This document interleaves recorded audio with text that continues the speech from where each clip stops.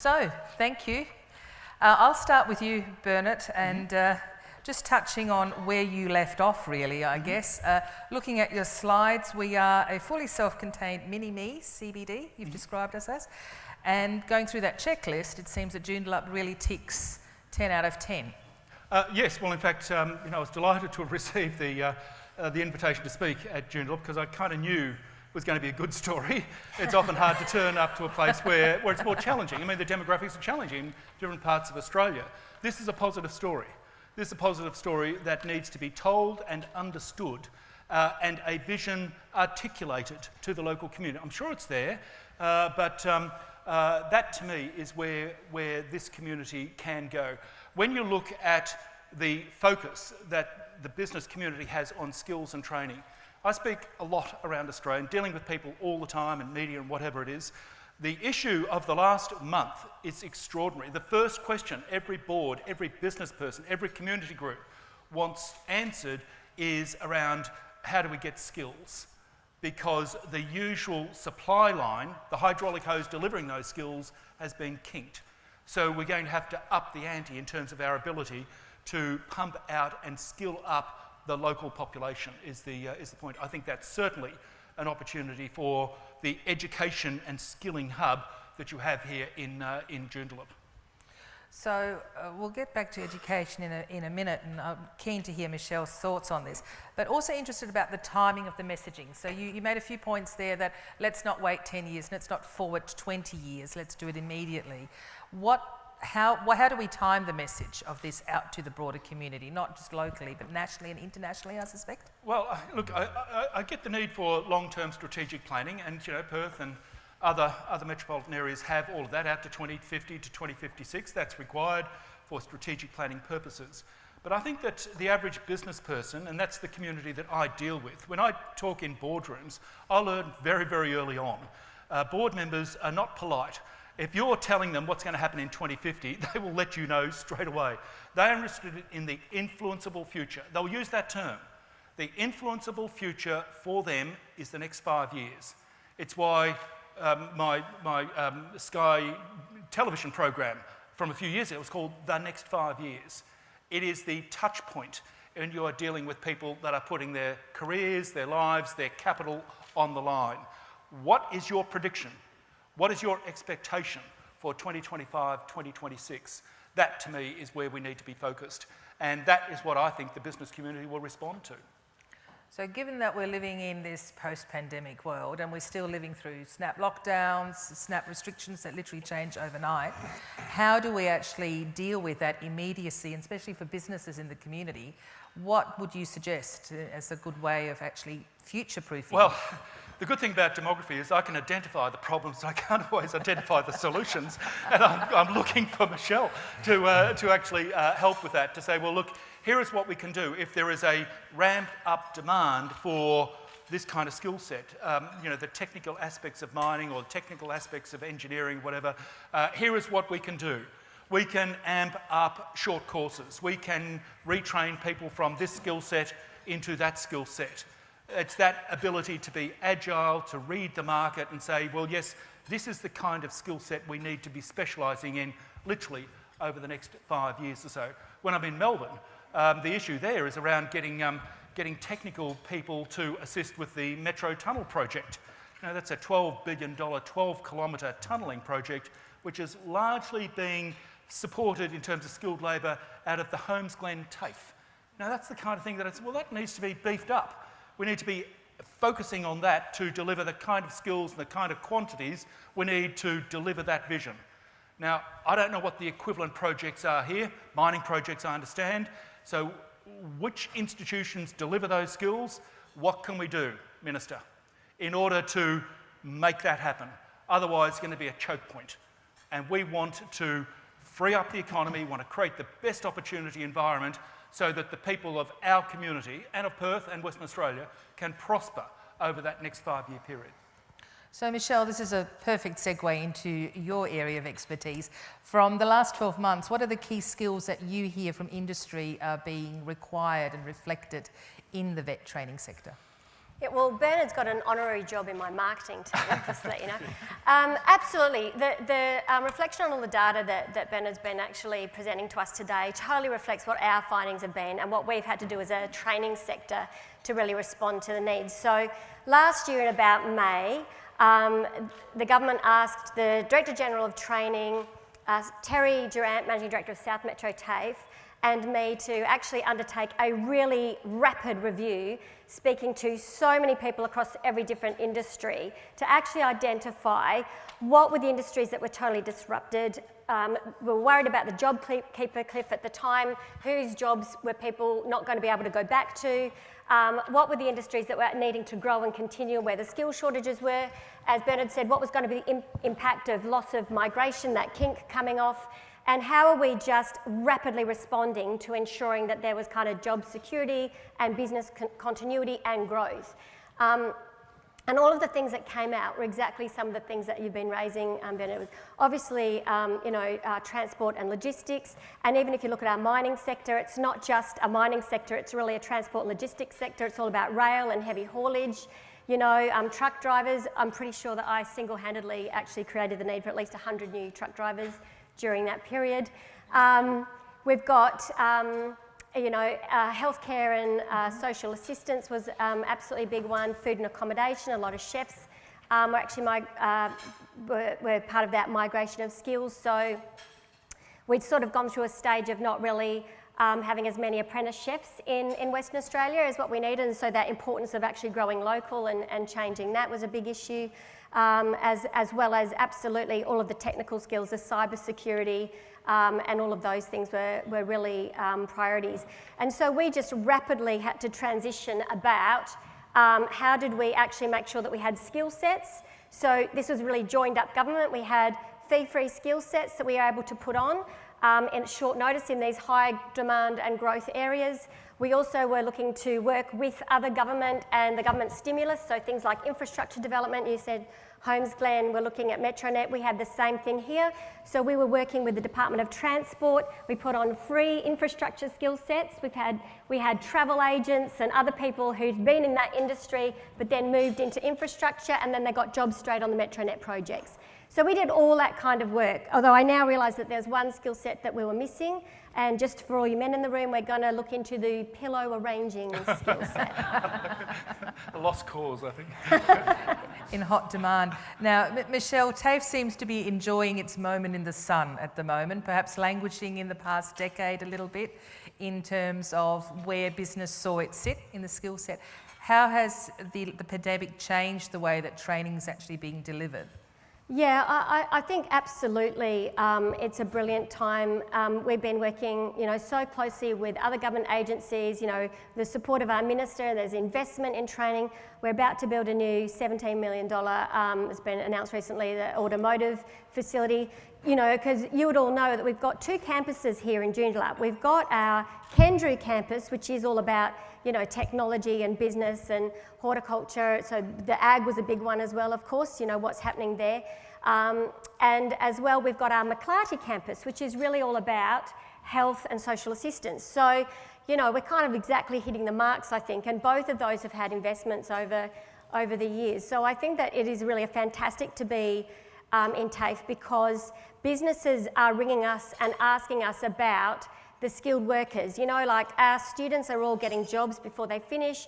People are changing their careers, they're adding value to their careers. So it is kind of a brilliant time. And in terms of, what we're developing on our campuses, our automotive facility, it's not same old, because one of the things that's happening, of course, is that we're aware, that whole industry is being disrupted. We've got hydrogen that's going to be coming in, and we've got the way that those buildings are built now, it's all about diagnostics and data and fault finding. It's about technology, and part of that review is about 21st century training and apprenticeships, and it's about how these different disciplines are now converging in intelligent ways. And even with the Hoad area that we've got on at the moment, what we found in talking to DPERD recently, that a lot of small and medium-sized businesses that are wanting to supply the Coles, the IGAs, the Costcos, they're really needing that Industry 4.0, that transformation, that connectivity. And so we're building into our horticulture area that notion of, you know, what are those smart systems that need to be in place for people who are going to become producers or manufacturers. And we're tying that into our automotive centre as well, because you've got mini warehousing and logistics things. So who would have thought that once upon a time that when we built our hort environment and when we built our automotive environment, that they would be connected in really meaningful ways, you know, because industry is transforming and businesses to pivot and survive, you know, now know that they need to have all of these fundamental systems in place to be able to maintain the people to whom they supply. Absolutely. So it's not just about training, but it's also about upskilling and reskilling the existing workforce. So, Absolutely. James, if I can throw over to you perhaps and see, you know, with the closure of borders and that heightened dependence on our internal workforce and our local workforce, what sort of role do you see the city playing as far as becoming a real training centre for this region? Well, we've got, thanks, Pia. We've got a few interns in the audience today, and it's great to see them here, and that's part of what we're doing in terms of engaging with the local education institutions. We're also looking at ways in which we can attract not just dollar capital, but also human capital, talent into the city, as well as finding opportunities to work with the people in our learning precinct to give more training, more skills development to the folk that are here in Joondalup at the moment. And Bernard's already talked about the fact that life in Joondalup in the future is going to begin at 43, and so we're going to need to be thinking about what will they bring and what will they need as they move into the city as well. So as well as managing through the pandemic, it's also about looking into the future. One of the great things about the city of Joondalup, I don't know if any of you have had the pleasure of visiting our administrative building. It sits right next to a park, which sits right next to a TAFE, which sits right next to Edith Cowan University. And then if you take a short walk in the other direction, before too long, you're in the grounds of what's shortly to become the largest hospital in the state. What more could you ask for? It's all physically co-located. And notwithstanding the fact that we're gradually realising that we're moving into the new world of Zoom, or in the case of our organisation, the world of Microsoft Teams, face-to-face and actually being in the same room with other people, particularly if it only takes you 5 minutes to walk to see them, is still going to be really important. And that's exactly how we've been designed and built to be in Joondalup. I'll stay with you for a minute. You touched on an interesting point there around skills, and obviously with skill comes the idea of innovation and change.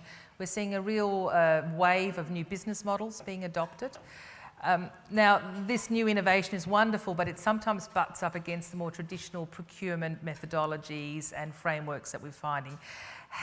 What role does local government, in this instance the City of Joondalup specifically, play in de-risking procurement and enabling businesses to really have a safe environment to test that innovation? Well, local government, I'll admit, doesn't have the finest of reputations in some minds as being a hotbed of innovation, but that can't be an accusation made of the City of Joondalup. We, for example, have been actively piloting a number of new ideas from local businesses in our IT area. We've actively identified funding opportunities through a digital innovation fund, and one of the beneficiaries of that, Engaging Education, is in the stalls outside, and if you hadn't had a chance beforehand, please go out and introduce yourself to them after this session.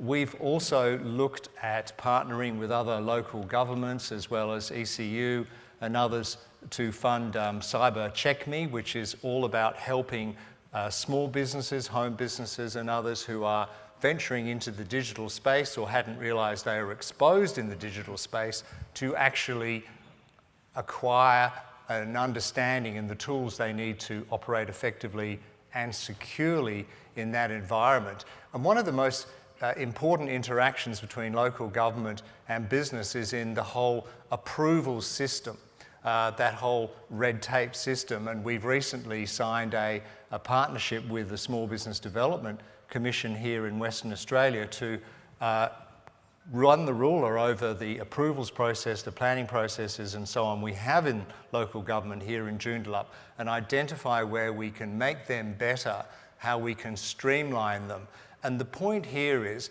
not to throw the baby out with the bathwater, because it's vital that community retains confidence in the compliance requirements or regulations that business operates under. But at the same time, most of us would recognise that there's plenty of room for improvement in the way that local government goes about those regulatory and approval processes that can make it easier, quicker and cheaper for businesses, for local businesses and businesses that come in from outside to set up and get running in Joondalup.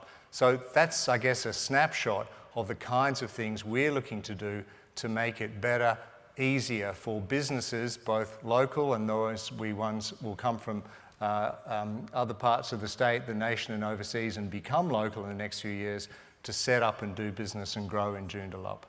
Okay.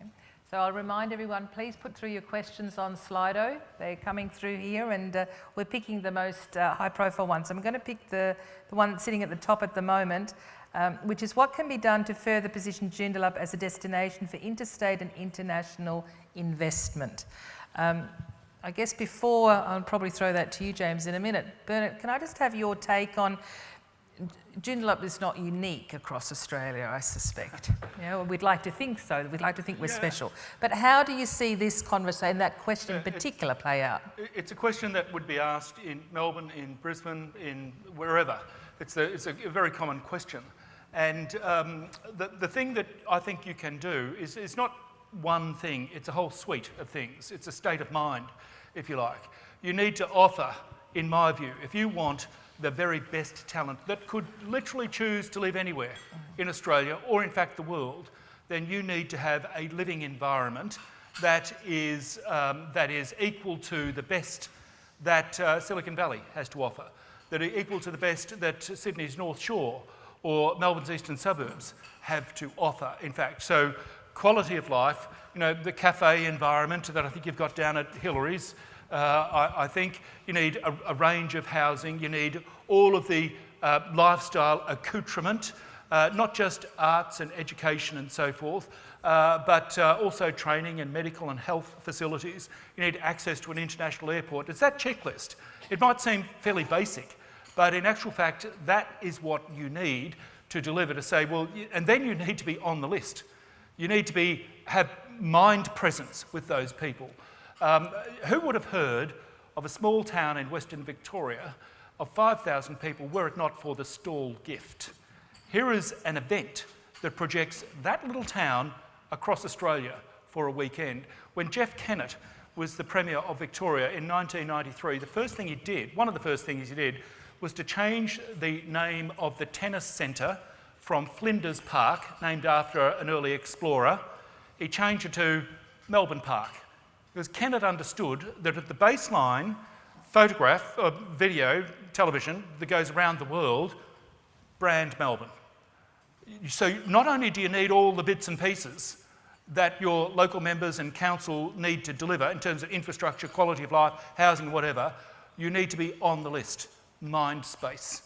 And reputation and reputation projection is part of that story going forward. If you have a good story to tell, it needs to be well told.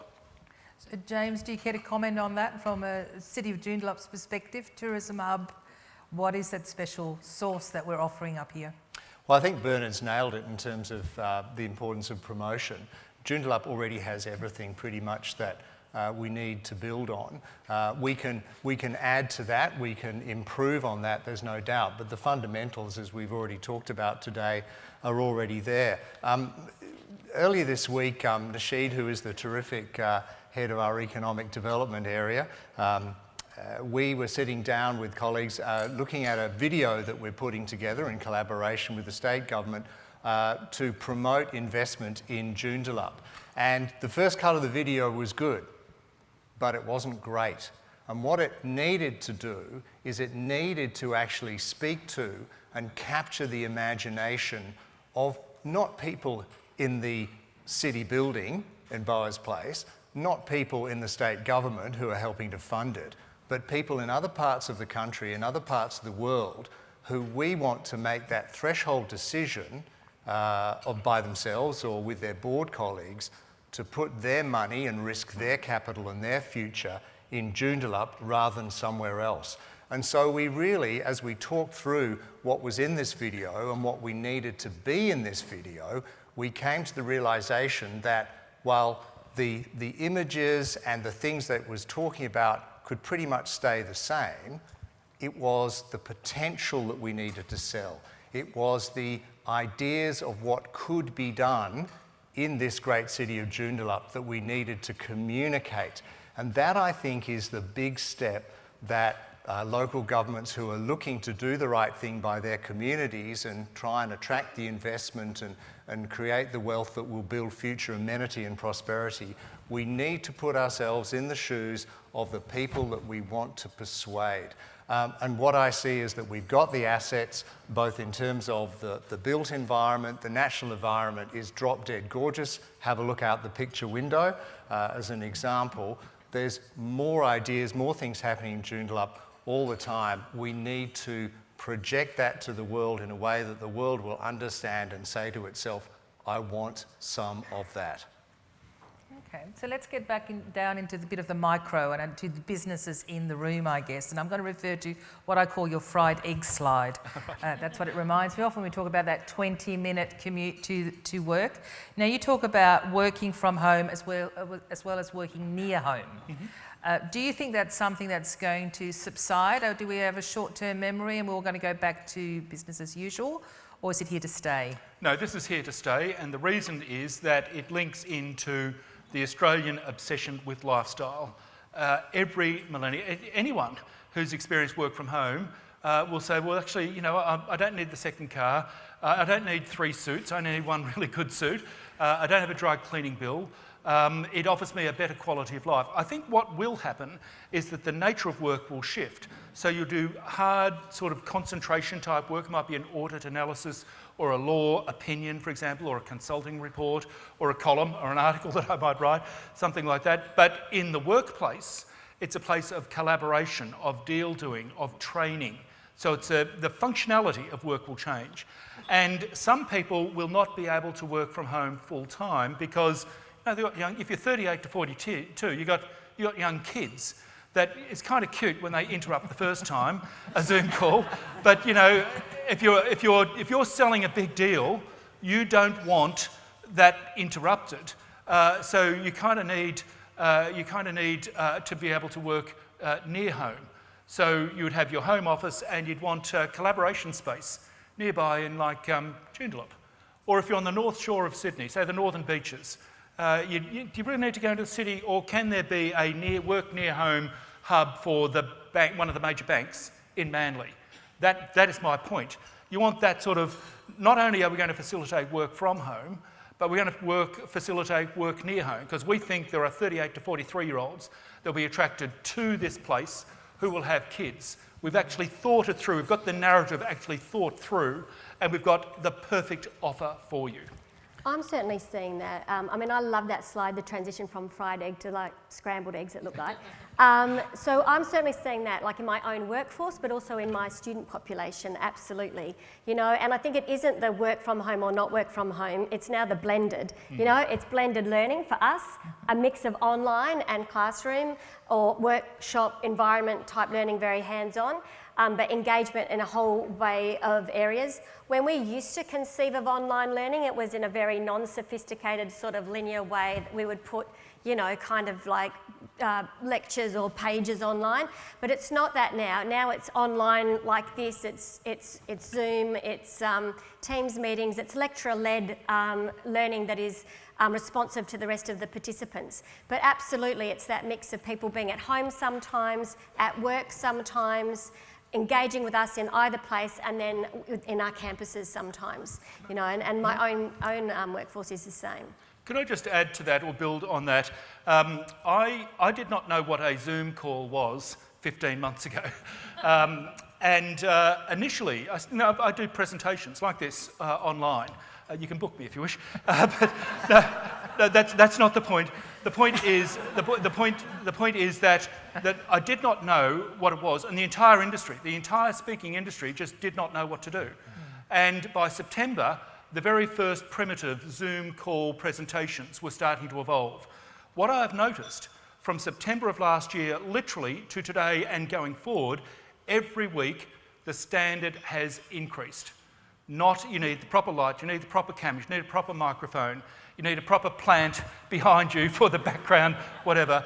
And the skill sets that are evolving are almost like the production facilities of a TV studio. Yeah. In fact, I was at Australia Post yesterday. This could be the Today Show set. It was in the corporate world. And the reason is that when you are dealing with clients or students or employees or people you want to sell to, the bar is continually rising. And you need to respond to that with agility. You need to lean into it, learn the technology and learn the language of the post-COVID world. To me, it's a great example of adaptability and leaning into the way in which the world is changing. Yeah, our student satisfaction is looking great and our participation has gone up. So it's here to stay, that blended model, definitely here to stay in the training environment. Yep. So James, I guess, not everyone can have necessarily a Zoom room at home. We've got the rise of the co-working spaces, which is very hipster and trendy.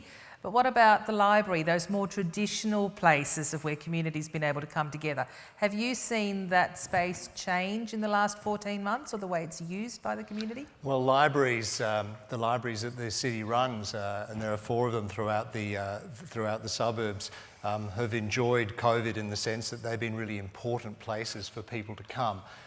More and more you see students who are going there to study. You're seeing other people coming there to use the Wi-Fi facility, to use the resource, to use the quiet space where whatever reason they can't do it from home, because not everyone's home is set up to be a conducive working environment, and you're listening to someone who was actually expelled from his home because his voice is too loud on the telephone and on the Zoom. And so yes, those community facilities have become even more important. Now, of course, the challenge has been in this time of COVID to make sure that we're able to provide a COVID-safe environment so people can socially distance and be confident that their health will be protected while they're in that. And I think that that's just a fact of life for the foreseeable future, and we're well geared towards that. What else is exciting is that we're now receiving expressions of very serious interest from investors who want to set up collaborative co-working office spaces in the CBD in the city of Joondalup, precisely for the reason that Bernard, you've outlined. They know that there is a significant market of people who live in our suburbs who don't want to necessarily do all of their work from their home, but don't want to commute down the Mitchell to the Perth CBD. They love to come into the CBD at Joondalup, work for a few hours, do some co-creation in a collaborative workspace of modern design, enjoy the amenity and the attractions of the CBD, and then it's just a 10-minute bike ride or drive home, or hopefully cat bus ride home. And so we're already seeing in practice the kind of trends that Bernard is describing. It's already happening right here in Joondalup. It couldn't be more exciting. Joondalup actually was the first site for a co-working facility outside of the CBD, actually. We had it on our Kendrew campus, a collaboration with the City of Joondalup. So we were just a little bit ahead of our time, I think. It's great stuff. Joondalup certainly has its time in the sun at the moment. Now, I'm mindful of time and there's so many questions that we could be asking, but I will just touch on each one of you as a wrap-up question, especially from a business perspective. I mean, we have to be nimble. Necessity is the mother of invention, but it is tough running a business and being reactive when you don't necessarily have large corporate structures around you to support you. So from each one of you, what would your key takeaway be for the businesses in the room today? The one thing that you would say, this is something you need to bear in mind, this is something you can do right now in order to set yourself up for success over the next 10 years. Michelle, maybe I could start with you, please. Yeah, I think absolutely that supply of skills. I think the understanding now that, there's speed to market, we now have flexibility around skill sets that are just in time that enable you to pivot your business. I know pivot's the overused term, but, to upgrade your skill set, to just shift into current technology. I think that one of our most popular skill sets was really because we realised that businesses that didn't really already have their foot in the door of that lost ground during COVID, whereas businesses that had their foot in the door went really quickly. So I think that just that kind of like understanding about today's platforms and how consumers work is really critically important. James? And cybersecurity, sorry, I should say cybersecurity. Got to mention cybersecurity, absolutely. Got to mention it. Well, look, I never thought I'd be on a stage saying this, particularly not in my previous incarnation, but seriously, for local businesses, particularly for small businesses, local government is your friend.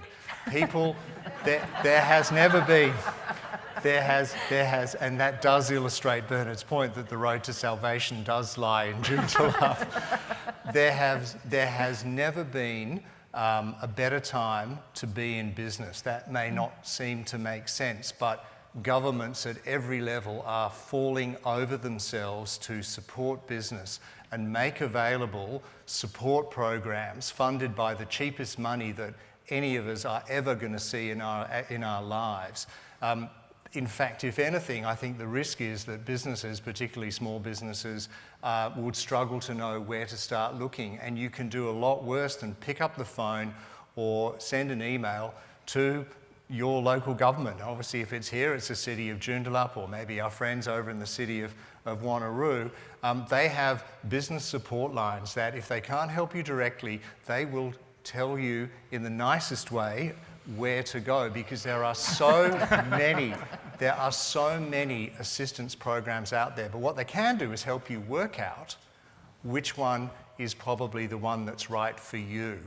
There is a smorgasbord of opportunity for business, and it's not all about lifting businesses up. It's about giving them the hand when they need it most. Maybe it's just a particular piece of technical advice, maybe it's a little bit of reassurance, maybe it's something like Cyber Check Me, which will help them gain more confidence about taking further steps into the digital world, because that's a world which we already inhabit and we better get used to it. So yeah, who do we sorry, need? can I just add one more? I should have said as well. We've got our fantastic Jobs and Skills Centre, and I see I've got Richard and Liam over there who've been manning the booth. But I always say I don't have 900 lecturers, I have 900 recruiters. So in terms of skills needs for business growth and development, in terms of getting jobs and jobs advice, our Jobs and Skills Centres are available to you, and we have one here in Joondalup. So it's definitely there, you just need to know where to go. And I can't wait to see that sign on the freeway, you're on the road to salvation. I think that would be a great marketing tool. So last word over to you, Bernard, please. Well, I think that in times of great change like this, the thing that I would say is a must-do from this moment forward, you may well have been doing it anyway, is lean into this. Do not resist it. There is a better version of Australia, a better version of your business lying on the other side. Don't think, oh, woe is me, why did this have to happen, how do I get through it, when are we going to get back to normal? It's like, how do I learn that technology? What is the new way of doing business? I had a story over the last week of a cafe owner that was really hit hard by the closures in Melbourne, and he had to shift to selling coffee, takeaway coffee.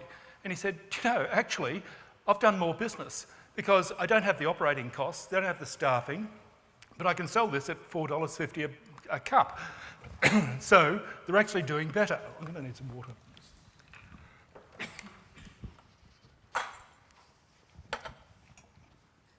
We're just going to talk amongst ourselves.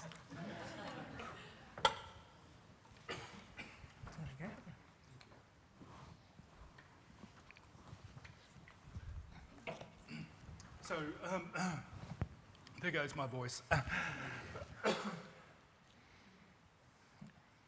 So my argument is that you actually need to lean into it. It's what I learnt about learning Zoom. It's not being resentful about the situation. What do I need to do? What do I need to learn? Let's just get on with it and move forward. The greatest strength of